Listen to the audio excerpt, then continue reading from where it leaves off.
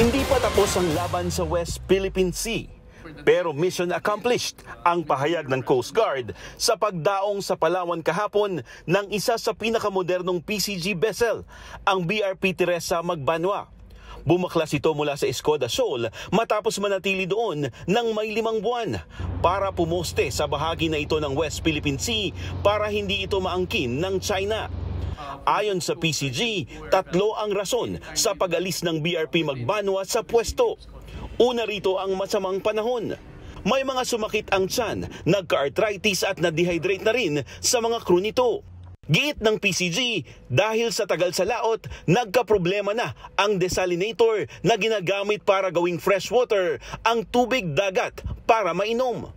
Bukod pa rito, halos 3 linggo na tanging lugaw lamang ang kinain nila, kaya nanghina na at sumakit ang ulo ng ilan.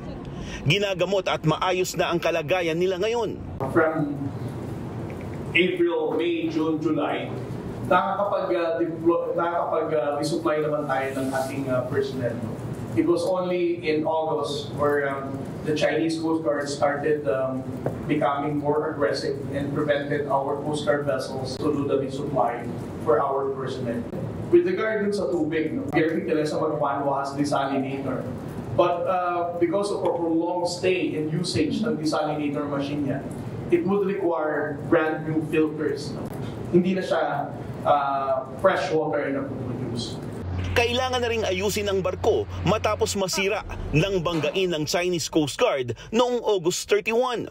Nilinaw rin ng PCG ang kaibahan ng diskarte sa pagbabantay sa Bajo de Masinloc at sa mas malawak na Escoda Shoal. At di umano sumusuko ang tropang Pinoy sa paglaban sa ating teritoryo. We have not lost anything. We can still patrol and maintain our presence in Escoda Shoal. So there's no difficulty that you are saying since Chinese will be there. Escoda Shoal, for the Philippine Coast Guard can deploy our vessels anytime we'd like within the vicinity of Escoda Shoal. Para naman maiwasan ang pinangangambahang pagpapatayo ng istruktura at tuluyang pag-angkin ng China sa Escoda Shoal, patuloy na magpapatrolya ang Philippine Coast Guard at ang Philippine Navy sa karagatang sakop ng Pilipinas. Tuloy din ang gagawing air surveillance ng Philippine Air Force para bantayan ang West Philippine Sea. Para sa agenda, Francis Polbe, BNC.